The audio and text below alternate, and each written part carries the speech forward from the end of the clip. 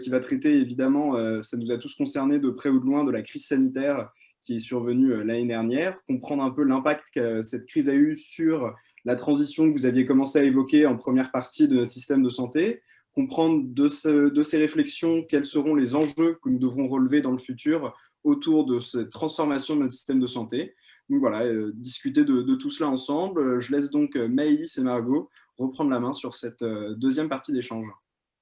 Merci Marc-Antoine et merci à nos intervenants pour les réponses apportées à notre premier sous-thème. Donc on a bien vu qu'au-delà du concept du patient citoyen et la transition dont nous avons parlé précédemment, la crise sanitaire a finalement bousculé l'agenda en santé et a questionné de façon parfois complexe, donc que ce soit les interactions et les liens entre le système de santé et le patient. Nous pouvons alors nous poser la question suivante. Comment pouvons-nous relever les challenges de demain qui se font déjà ressentir aujourd'hui? Donc, afin d'introduire notre deuxième sous-thème, s'intéressant à l'arrivée d'une crise sanitaire imprévue et le challenge des enjeux de demain, nous avons l'honneur de vous présenter Nicolas Bouzou, économiste et essayiste, directeur du cabinet de conseil Asterès, qui a eu l'amabilité de nous partager son point de vue à travers une vidéo tournée en amont de cette table ronde. Donc, nous vous laissons le plaisir de visionner ses propos.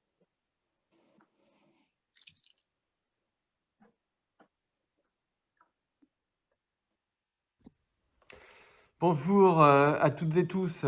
Cette crise sanitaire, c'est la crise, vous le savez, la plus grave depuis 100 ans. C'est la crise économique la plus grave depuis 80 ans, mais il faut absolument qu'on essaye d'en tirer des leçons pour améliorer les choses, en particulier sur le système de soins, et je dirais même plus généralement sur le secteur de la santé. Il y a à mon avis deux leçons que l'on doit tirer. La première leçon, c'est une leçon d'organisation.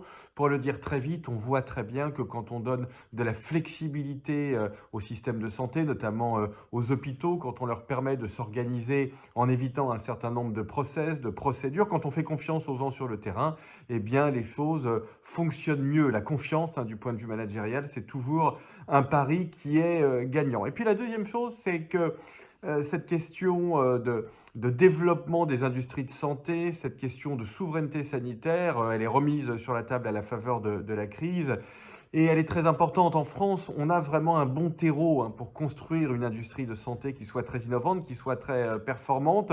Mais ce qui nous manque, c'est de faire communiquer les silos entre eux. On a une bonne recherche publique, on a une bonne recherche privée, on a de très bons laboratoires pharmaceutiques historiques, on a beaucoup de start-up, mais ces quatre silos ne travaillent pas suffisamment entre eux. Et la réussite en matière d'innovation, c'est-à-dire en matière de croissance, en matière d'emploi, elle vient dans la capacité à ces univers à collaborer de façon beaucoup plus fructueuse que cela n'a été fait par le passé. Voilà, donc vraiment, on peut y croire, on a tous les atouts en France pour y croire, mais il faut s'organiser un peu mieux et il faut tirer les leçons de cette crise pour s'organiser un peu mieux.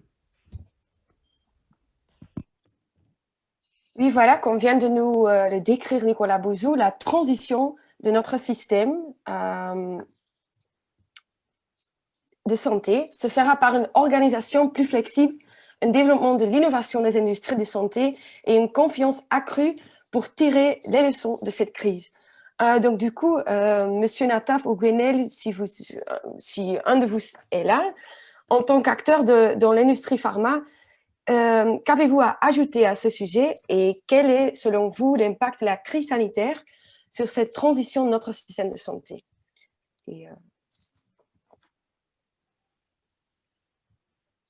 S'ils ne sont pas là, un autre participant… C'était pour moi la question, Margot?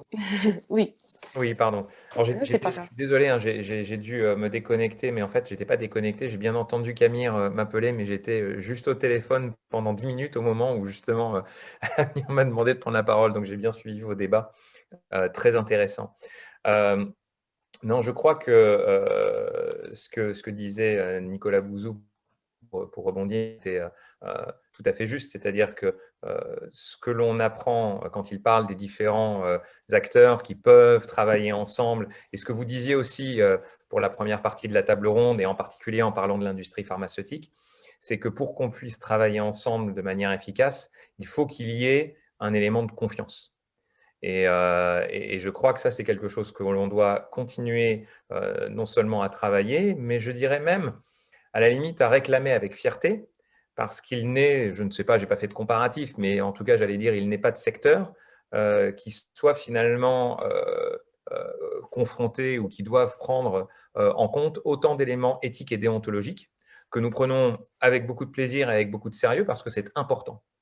Mais on ne peut pas à la fois être contrôlé a priori, contrôlé a posteriori, contrôlé pendant, et en plus avoir un élément de doute qui plane sur justement l'activité, l'action ou ce que l'on peut faire en collaboration avec différents acteurs de santé. Donc, je pense que cette notion de confiance, cette notion de partenariat dans la confiance va être extrêmement importante pour l'industrie pharmaceutique pour pouvoir être un acteur qui fait partie de la solution, un acteur qui est aussi un contributeur et pas seulement comme on pouvait le penser par le passé, mais quand je parle du passé, c'est d'il y a très longtemps, juste un financeur, par exemple, de certaines actions. Non, il y a des experts, évidemment, en notre sein, il y a des experts à la fois des scientifiques, mais à la fois aussi des experts de plus en plus du monde digital, de l'organisation, des experts de l'environnement patient. Et c'est en tant que tel que l'on doit pouvoir participer en tant que partenaire de confiance à différents projets qui vont pouvoir faire avancer le système de santé. Donc, je pense que cet élément de confiance va être extrêmement important et j'espère qu'on va pouvoir l'avoir amélioré pendant cette crise sanitaire. Oui, voilà, merci pour votre opinion. Je ne sais pas, Madame Canipel, vous avez encore quelque chose à ajouter? Olivier Robuchon, levez la main. Ah, ok. Mais je ne sais pas comment on affiche les petites mains. Non, j'ai juste un chiffre à rajouter à ce que vient de dire Olivier. Vous savez que, parce qu'on est en crise d'urgence, on avait besoin de traitements en urgence, on avait besoin de vaccins en urgence, mais l'urgence, elle existe aussi pour tous les malades, en dehors de la crise du Covid, les gens qui ont du diabète, les gens qui ont un cancer, et chacun est en urgence de quelque chose et en demande de quelque chose. N'oublions pas qu'en règle générale, normalement, la loi impose qu'un médicament dans les 27 pays de l'Union européenne puisse être sur le marché au maximum 180 jours après que l'Agence européenne du médicament ait donné son feu vert. Quasiment tous les pays le respectent. En Allemagne, on est à 130 jours. En France, on est à 500 jours. 500 jours sur un produit que je connais bien, un antidiabétique que Olivier Nataf connaît bien également. Pendant 6 ans, 3 pays seulement au monde n'avaient pas la capacité de prescrire ce produit. C'était la Corée du Nord, l'Albanie et la France. Alors, si on doit retenir une leçon de cette crise du Covid, c'est effectivement la confiance, certes dans les labos, mais aussi dans les autres autorités sanitaires qui ont validé ce produit, cet antidiabétique, il y a déjà 5 ou 6 ans. Pourquoi chez nous, il n'était pas disponible? Et puis, c'est la réactivité et comprendre que la crise du Covid, qui touche effectivement toute la population française, eh bien, cette urgence-là, elle est ressentie par des millions de personnes qui ont un cancer, qui ont du diabète. Je sais de quoi je parle, mais je l'assume, c'est mon mode de vie, mais tant pis. J'ai accompagné ma maman qui est décédée d'un cancer pendant 1 an. Elle était en urgence pendant 1 an. Et pendant 1 an, je rêvais qu'il y ait un produit pour la traiter. Et cette urgence-là, quand on sera sorti, parce qu'on va en sortir, parce qu'on va se retrouver à la terrasse des cafés, des restaurants pour boire l'apéritif à 18h, 19h30 et fumer, si on est en terrasse, une cigarette et pouvoir s'embrasser de nouveau, on en sortira. Mais les gens qui sont malades, qui sont atteints d'un cancer, qui sont atteints de ces pathologies chroniques, eux n'en sortent pas. Il y a toujours un moment dans leur vie où il y a cette urgence. Qu'on réponde à cette urgence avec la réactivité dont on a fait preuve pendant la crise et qu'on ne soit pas obligé d'attendre 500 jours pour avoir ce médicament. Voilà. Voilà, merci beaucoup. Madame Canipel, est-ce que vous avez encore quelque chose à ajouter? Bon, la vision que je peux vous donner par rapport à cette question est une vision de l'impact qu'a eu cette crise sanitaire sur le développement de la télémédecine. La télémédecine a 21 ans maintenant, même plus de 21 ans, 11 ans le décret en France, et on en est toujours à l'état de balbutiement. Tout le monde a crié pipi pourra, 1 million de téléconsultations en 1 semaine, tout le monde s'est gargarisé et continue à surfer en termes de communication externe sur cette communication des 1 million. Or, ce n'est pas du tout la réalité d'aujourd'hui. Le post-confinement, après le premier confinement, qu'est-ce qu'il a vu apparaître?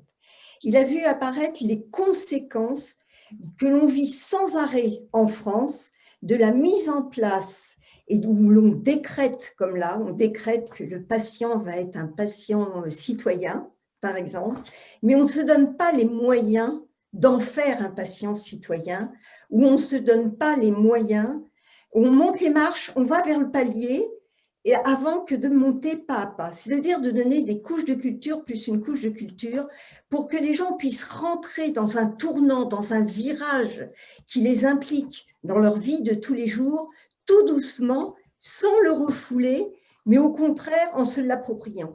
Et il n'y a pas que le patient qui a été concerné dans cette crise sanitaire, il y a tous les professionnels de santé qui ont été concernés. Avant le premier confinement, 1% de l'activité des médecins était consacrée à la téléconsultation. On confine, et là, qu'est-ce qu'ils font? Contraints et forcés, on oblige patients, médecins, sans aucune information, sans aucun accompagnement, sans aucune formation, à faire de la téléconsultation, à exercer.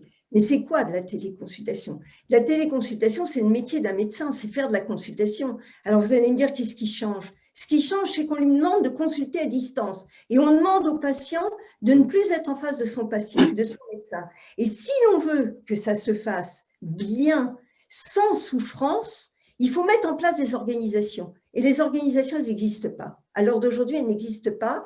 Et personne ne se donne les moyens de les mettre, j'allais dire, quelque part. Si, des usines à gaz, on en met sans arrêt, mais les petites organisations simples, locales, entre une infirmière qui connaît son médecin, un pharmacien qui connaît ses médecins, on ne le fait pas. Donc, post-confinement, enquête de l'adresse, très intéressante. 70%, plus de 70% des médecins disent on n'est pas satisfait ou insatisfait de la téléconsultation. On a tous essayé, mais plus de 70% sont insatisfaits. Et pourquoi ils sont insatisfaits? Parce qu'ils sont en décalage total entre ce qu'ils ont appris à faire de la médecine humaniste avec une clinique et ce que leur offrent aujourd'hui les organisations. Je ne dis pas ni les outils, ni le savoir-faire du médecin, mais les organisations pour qu'ils puissent exercer à distance. Là-dessus, on fait une deuxième grande enquête intéressante. Vous allez me demander ce que le citoyen dit. 3003 personnes interviewées, qui est le baromètre Odoxa de la DNS. Et là, qu'est-ce qu'on voit? 78% des gens disent médecine déshumanisée. 75% disent c'est plus dangereux, il va nous arriver quelque chose. Et plus de 45% ont peur de la téléconsultation. Alors, on fait ces constats et qu'est-ce qu'on met en place pour améliorer ça, pour accompagner les professionnels de santé? Rien. On fait toujours des grandes publications d'experts, on fait des grandes décisions, j'allais dire, on met en place des organisations qui sont des usines à gaz, mais on n'a toujours pas accompagné le professionnel de santé, on n'a toujours pas accompagné le patient. Quand moi je dis à la DNS, je suis dans le groupe éthique de la DNS et dans la communication citoyenne, je dis, mais faites une campagne de communication à 20 h à la télévision, commençons par le début, avant de mettre un spot qui dit « Demandez à votre médecin de la téléconsultation » sans expliquer aux citoyens ce que c'est que la téléconsultation, commençons par lui dire « C'est quoi la téléconsultation ?» Rassurons-le, donnons-lui cette culture pour qu'il puisse y être bien. On me répond « Il n'y a pas d'argent ». Voilà ce qu'on me répond. Donc nous, réellement, l'impact de la crise sanitaire, on dit « Oui, c'est bien, ils ont essayé », ils n'ont pas adopté et tout reste encore à faire si on veut aujourd'hui, parce que demain, ça sera la télésurveillance, on ne prépare rien, le télésoin, on ne prépare rien, si ce n'est un décret, mais les infirmières ne sont pas du tout prêtes à y aller non plus. Et nous, en tant que société savante, je suis désolée, hein, c'est ce que nous, on vit au quotidien et ce qu'on entend, nous, au quotidien.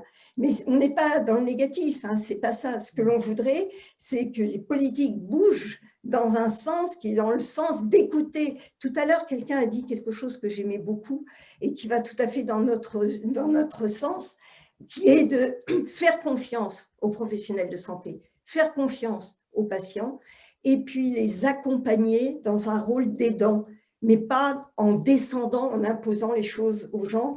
C'est jamais bien vécu, jamais, jamais. Et quant à la première question, je ne suis pas intervenue au début, c'était moins mon sujet, j'allais dire, mais pour moi, nous sommes tous des citoyens, nous sommes tous des patients en herbe. Alors le sens politique que l'on donne, oui, c'est bien, mais si on donne pas de culture, si on n'accompagne pas les gens, On sera toujours… Et on aura les fake news. Parce que les fake news, c'est quoi? Pourquoi les gens se les approprient? Les gens se les approprient parce que quand je dis une fake news, je deviens intéressant. L'autre m'écoute et mon besoin de reconnaissance est satisfait.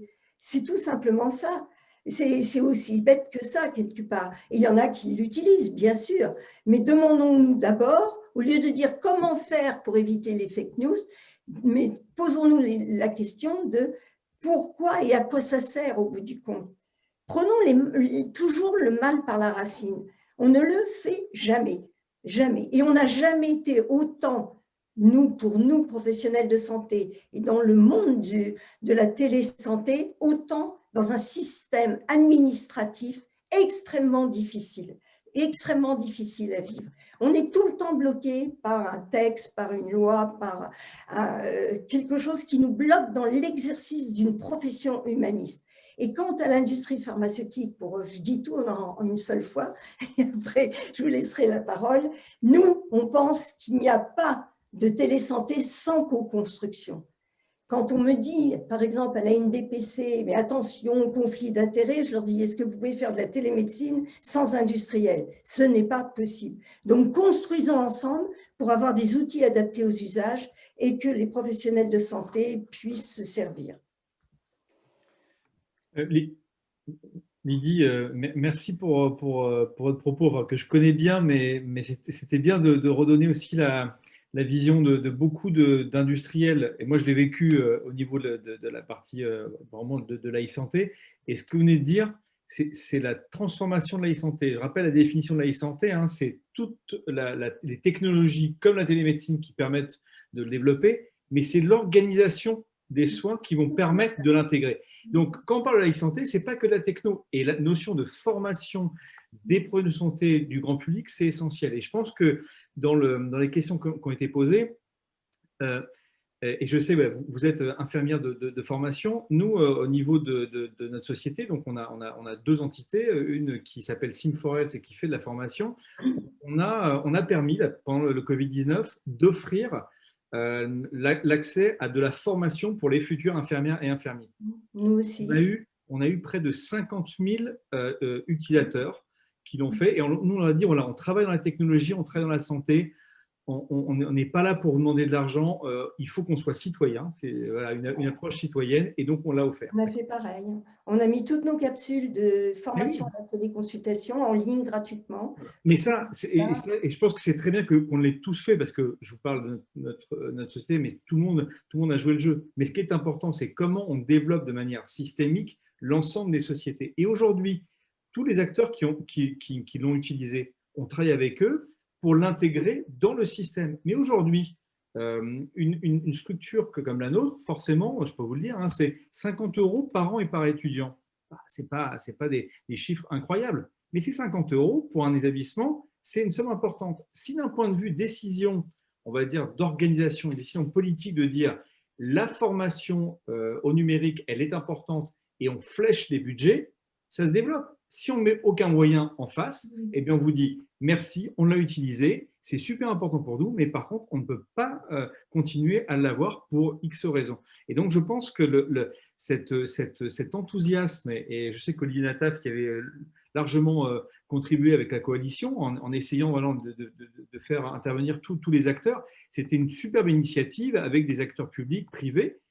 Il faut qu'on apprenne de cela en se disant, très bien, on a réussi une mobilisation, mais structurellement, il faut qu'on mette un modèle aussi économique, hein, c'est important d'en parler, qui permette à tous les acteurs d'être présents. Et vous l'avez dit, Lydie, la partie formation des patients et des preneurs de santé, elle est essentielle, parce que quand on ne connaît pas quelque chose, ben on le repousse, et c'est les 70% que vous avez évoqués il y a quelques minutes en disant la télémédecine ne correspond pas, alors qu'au final, si elle est bien faite, elle répond à beaucoup de besoins. Mais je crois aussi qu'il y a une chose qui est extrêmement importante. On est en plus dans une école avec des étudiants.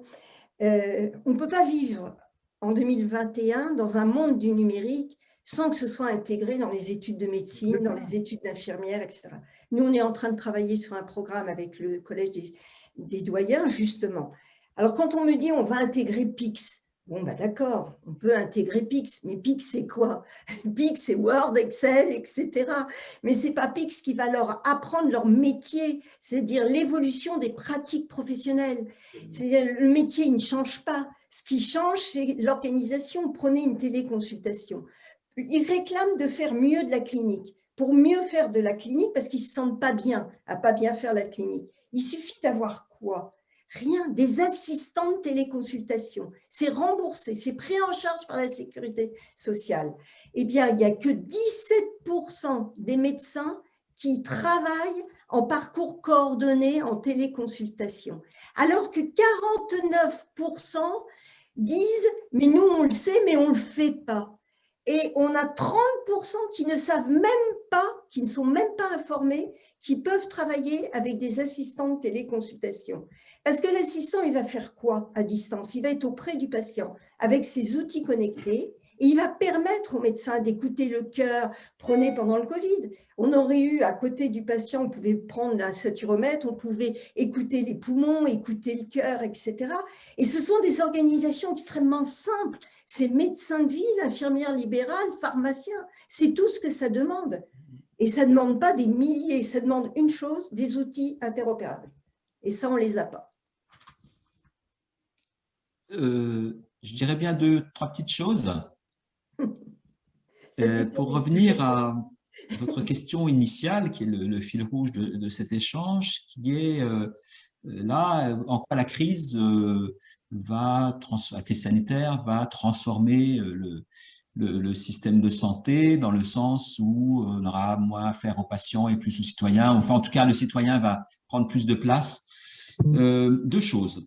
La première, c'est qu'on a vécu un événement exceptionnel et qu'on a souvent tous l'impression que ça y est, c'est l'occasion, à la fois c'est l'occasion et tout va transformer, tout va changer, etc. On a eu des tas de tribunes dans plein de domaines d'ailleurs, par exemple dans celui de la santé, sur le monde d'après. Et donc là aussi, le système de santé va se transformer, etc. Bon, c'est vrai qu'on vient beaucoup de parler de télémédecine et là, il y a eu un vrai choc. Nonobstant les frustrations que les uns et les autres peuvent avoir, il y a eu un vrai choc et une vraie accélération. Il y a eu aussi une accélération sur ce qu'on appelle les CPTS, les communautés territoriales professionnelles de santé, qui justement s'inscrivent bien dans la notion de patient citoyen, parce que c'est une mise en mouvement de l'ensemble de la communauté médicale, ville, hôpital, spécialistes, généralistes, paramédicaux, médecins. Et là, il y a eu un vrai boost parce qu'ils en ont eu besoin pour certains. Il y a eu des petits morceaux qui se sont faits pour faire les tests au départ, pour soigner les gens, parce qu'au début, les médecins ne recevaient pas les patients dans les cabinets. Donc, il y avait des centres d'accueil des patients atteints de Covid qui se sont faits. Et donc, il y a eu une accélération des coordinations entre les professionnels de santé, et je le vois depuis, en tout cas sur mon territoire, le CPTS a vraiment été boosté. Voilà. Pour autant, ne nous racontons pas d'histoire sur le système de santé va être complètement transformé, ce n'est pas vrai. Il faudra continuer le travail de fond pour y parvenir. Le deuxième élément, c'est sur les organisations. Alors, sur le deuxième versant de l'intervention de Nicolas Bouzou, moi je connais moins bien sur la partie industrielle, start-up, etc., mais sur la partie des acteurs, dont les institutions font partie. Alors, il y a les acteurs de terrain, il y a les professionnels de santé, il y a les associations, il y a les patients, etc. Et puis, il y a les institutions politiques. Et là, on a eu aussi ce discours. Enfin, si l'État déléguait un peu plus de collectivités territoriales, les choses se feraient beaucoup mieux, etc., etc. Donc, moi, je suis un partisan de déconcentration, de décentralisation, la confiance aux acteurs du territoire, de l'encouragement des initiatives. Tout ça est extrêmement vrai, mais ne mythifions pas, là non plus, le fait que tout se ferait mieux si tout venait de la base. Voilà. Et il ne faut pas qu'on passe d'un extrême à l'autre. On a besoin du croisement de ce qui vient de la base et du fond, et de ce qui vient d'en haut, et de trouver les bonnes articulations. Et on a souvent pris modèle sur l'Allemagne pour dire, regardez, ils gèrent telle chose beaucoup mieux que nous. Mais les Allemands ont aussi pris modèle sur nous, pour dire la France, grâce à son modèle jacobin, elle a pu aussi, à un moment donné, allez, tout le monde va dans le même sens et au même moment. Voilà. Donc, voilà. Donc, c'est pour dire que les choses, en fait, on est au milieu du gué, et ne vendons pas la foi pour l'ombre, ne vendons pas le patient pour le citoyen, faisons prospérer le citoyen et continuons à améliorer le parcours du patient. Très bien, merci beaucoup. Je peux intervenir peut-être pour… à moins qu'il y avait une autre question, Maëlys? Vous pouvez intervenir, on passera à la question suivante. Progrès numérique, d'accord. Non, c'est tout à fait vrai. Il faut pas se raconter d'histoire en pensant qu'il y a un monde de demain qui est tout à fait complètement magique et qui va transformer non seulement le système de santé, mais toutes les choses que nous n'aimons pas et que nous aimerions qu'ils soient différentes. Et on se dit qu'en s'ouvrant les yeux sur un certain nombre de choses, on va transformer complètement la vie. Ça ne sera pas le cas, mais on l'a tous noté hein, et on y croit tous dans le fait qu'il y ait des leçons que l'on aura tirées et qui vont permettre d'améliorer les choses, d'améliorer un certain nombre de choses qui existent et d'aller dans le sens aussi de choses qui n'existaient pas. Et c'est peut-être le mot un peu bateau que je voulais peut-être ajouter à cette conversation parce qu'on l'utilise beaucoup mais qui est essentiel, c'est le mot d'innovation. Moi, j'ai toujours tendance à dire que l'innovation, pour en faire une définition simple, c'est ce qui est de nouveau et qui est adopté. Il y a cette notion d'adoption dans l'innovation qui me paraît extrêmement important parce qu'il faut que l'innovation ait un impact sur la problématique en tout cas qu'elle tend à résoudre. Et on va le voir, c'est l'innovation qui va nous faire sortir de la crise. C'est l'innovation, pour le coup, thérapeutique qui va nous faire sortir de la crise, mais pas que. J'ai beaucoup aimé voir, je crois que c'est sur le site de Santé publique France ou le site du ministère de la Santé, la définition de l'innovation en santé. Et elle repose sur 3 piliers. Moi, c'est quelque chose que je pensais avoir à peu près en tête, mais que je n'avais jamais posé finalement sur le papier comme ça. Et les 3 piliers qui sont proposés par le gouvernement, c'est l'innovation diagnostique et thérapeutique, l'innovation technologique et numérique, et l'innovation organisationnelle et comportementale. Moi, je pense que quand on a dit ça, on a vraiment tout dit.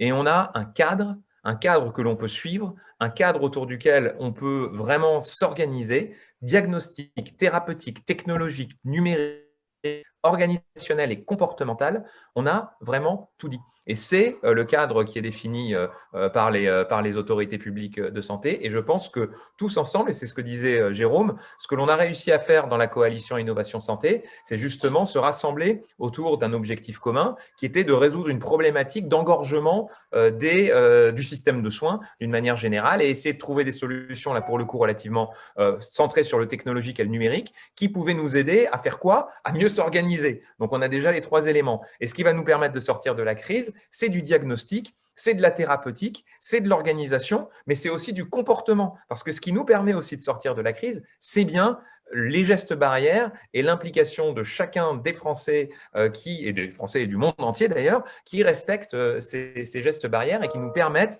de donner du temps pour que l'innovation justement soit adoptée, soit produite aussi, mais adoptée. Donc voilà, je trouve qu'en regardant ça, on a un panel assez édifiant de tout ce que peut représenter l'innovation en santé et qu'on est en train de mettre en application et qui collectivement va nous faire sortir de la crise. Très bien, merci beaucoup. Je peux ajouter un petit point technique. Dans la loi de finances de la Sécurité sociale 2018, il y a le fameux article 51 qui a vocation à alimenter financièrement ce que vous venez d'indiquer, c'est-à-dire les innovations, y compris organisationnelles, mais pas que. Voilà. Donc, alors, il n'y a pas assez d'argent, évidemment, tout ça est vrai, mais je crois que voilà, tout converge vers ce que vous dites. On participe beaucoup d'ailleurs sur ça, et ça, on n'est pas les seuls d'ailleurs, c'est vraiment un article de loi et très concret qui est absolument remarquable. Donc ça, il faut vraiment que tous les étudiants qui nous écoutent peut-être alors que vous rentrez dans l'industrie pharmaceutique, que vous allez arriver en stage très bientôt, regardez bien de quoi il s'agit, cet article 51.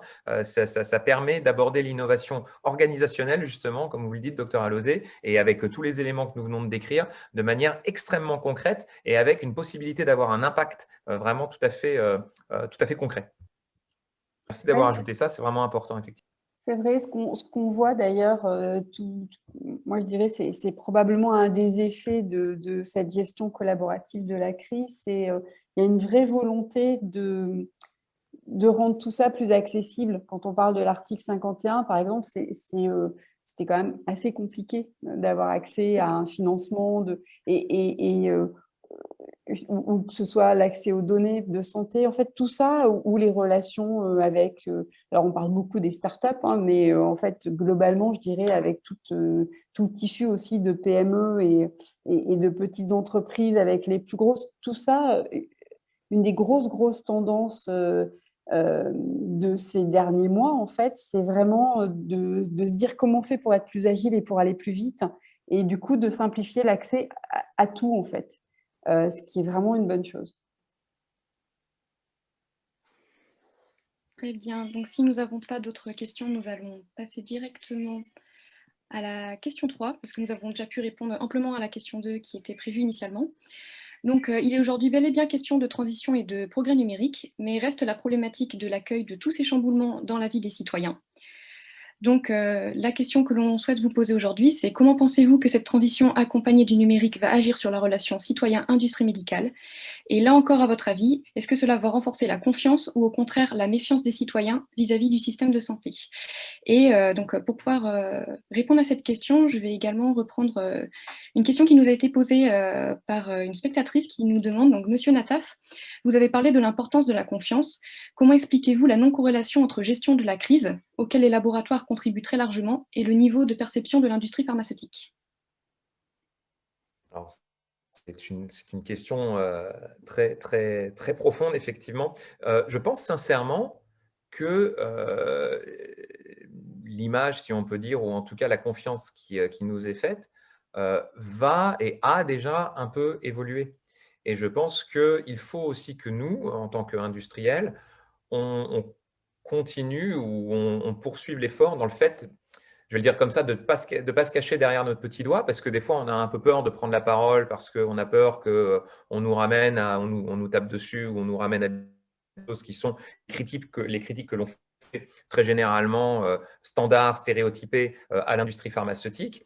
Je pense qu'il faut que l'on apprenne, que vous appreniez, puisque vous êtes le futur de l'industrie pharmaceutique pour les étudiants, à prendre la parole, à travailler sur justement la construction d'une réputation que l'on mérite, parce que les personnes je vous donne un exemple, les personnes que je peux interviewer dans en entretien d'embauche ou depuis des années à différents niveaux de poste, il y a un élément que l'on retrouve pratiquement à chaque entretien, à chaque personne que j'ai interviewée, à chaque personne avec laquelle j'ai collaboré, c'est cette notion de mission. C'est cette notion aussi de fierté. Et la raison pour laquelle on vient travailler dans l'industrie de santé, c'est pour l'impact que l'on peut avoir justement sur la santé publique, sur les patients. Tout le monde a son histoire personnelle. Tout le monde a un parent, un grand-parent, quelqu'un de cher qui a vécu une histoire de santé compliquée. Et quand on est étudiant en pharmacien, en médecine, en biologie, on peut avoir envie d'avoir un impact assez macro qui est celui que l'on a quand on travaille pour l'industrie pharmaceutique, puisque ce que l'on fait peut avoir, quand ça réussit, un impact sur des milliers, voire des millions de vies. Et c'est ce qui motive chacun de nos employés, j'en suis absolument certain. Et ça, il faut qu'on continue à oser prendre la parole de manière publique, peut-être un petit peu plus souvent, pour montrer le réel visage de ceux qui sont l'industrie pharmaceutique. Ce n'est pas un machin, ce sont des personnes qui donnent beaucoup de leur passion, de leur expertise et évidemment de leur énergie et de leur temps pour une cause dans laquelle ils croient. Et je pense que cette crise et puis l'implication, j'espère, de nos entreprises va avoir un impact positif et je pense que cette confiance peut évoluer dans un bon sens, ou en tout cas contribuer au fait que l'on nous mette autour de la table pour nous donner au moins une possibilité de nous exprimer. Très bien, merci. Est-ce que... J'ajouterais volontiers quelque chose en fait là-dessus, parce que du coup, moi, je l'ai beaucoup vu de l'extérieur aussi. Je dirais qu'effectivement, comme Olivier Nataf vient de le dire, il y a une forme d'autocensure qui était vraiment très, très forte et en fait un peu double. Je pense qu'il y a aussi, culturellement, c'est vrai que l'industrie pharmaceutique, pendant très longtemps, c'est plus le cas aujourd'hui, hein, mais c'était un univers fermé en fait. Donc au sein de cet univers, effectivement, on savait quelle valeur on avait, on savait pourquoi on était là et on ne voulait pas en partir. C'était vraiment… et en fait, ça ne se sait pas à l'extérieur, puisque en fait, c'est quand même…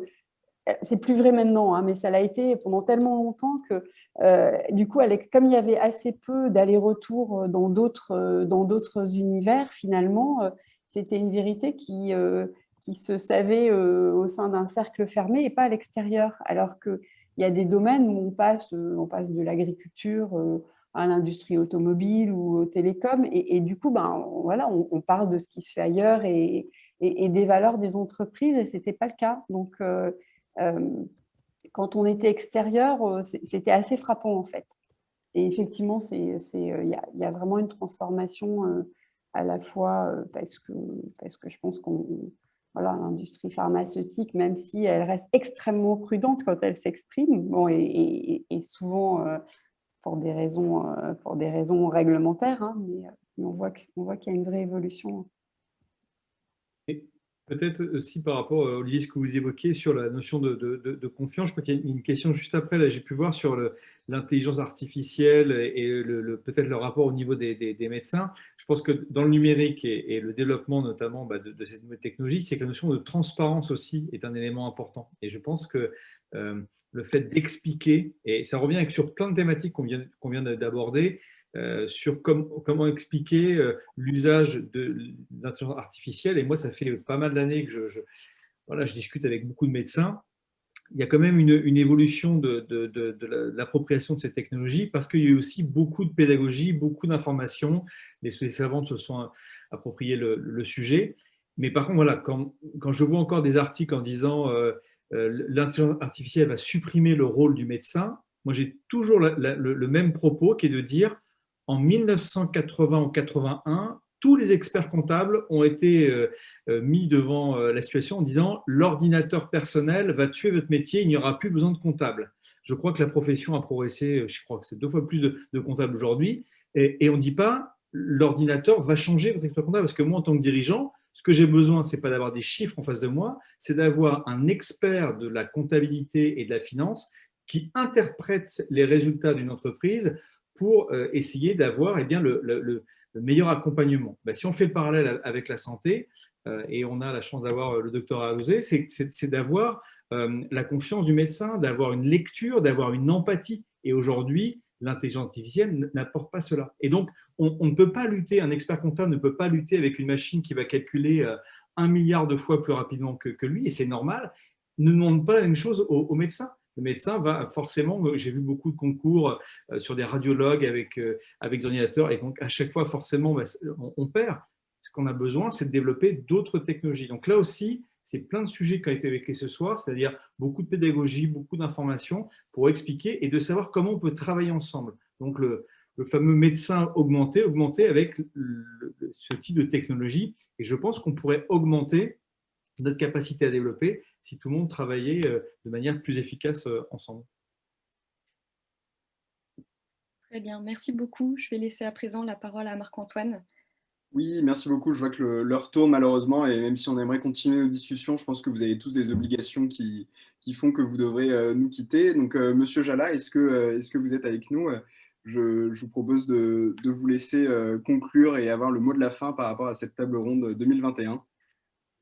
Merci beaucoup Marc-Antoine. Écoutez, le mot de la fin, je ne sais pas si je l'aurai parce que ça a été une discussion extrêmement riche et extrêmement fructueuse. En tout cas, j'ai été sincèrement ravi de prendre part à l'événement de ce soir. Je voudrais à nouveau vous remercier, les 5 étudiants du pôle en charge de la table ronde, pour cette très belle réalisation, y compris en amont de la soirée.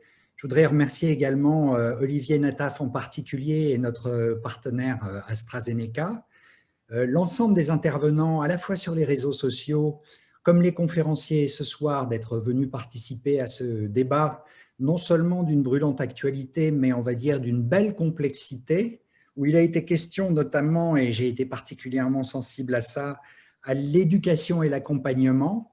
Et donc, bien qu'étant simplement spectateur de votre excellente orchestration, je voulais simplement dire très rapidement, en rapide conclusion, puisque tout le monde veut aller soit dîner, soit même se coucher, pourquoi le MS est à la fois heureux d'être et fier d'être associé à des événements comme le vôtre, parce qu'il génère des débats sociétaux qui sont d'abord particulièrement bienvenus dans le chaudron coronaviral actuel, et parce qu'ils nourrissent également une partie de la vocation de notre programme.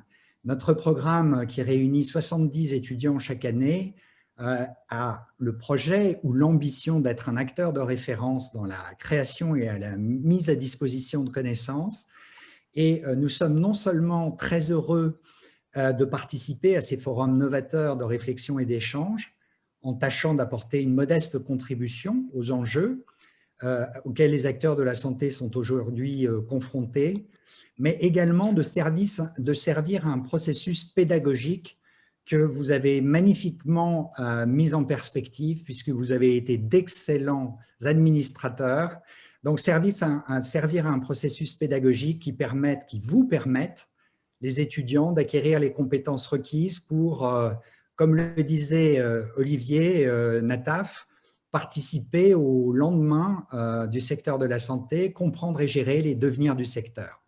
Donc, excellente soirée à toutes et tous et à bientôt en direct le 24 juin prochain au Pré-Cattelan, tous ensemble. Mille merci à chacun et excellente soirée.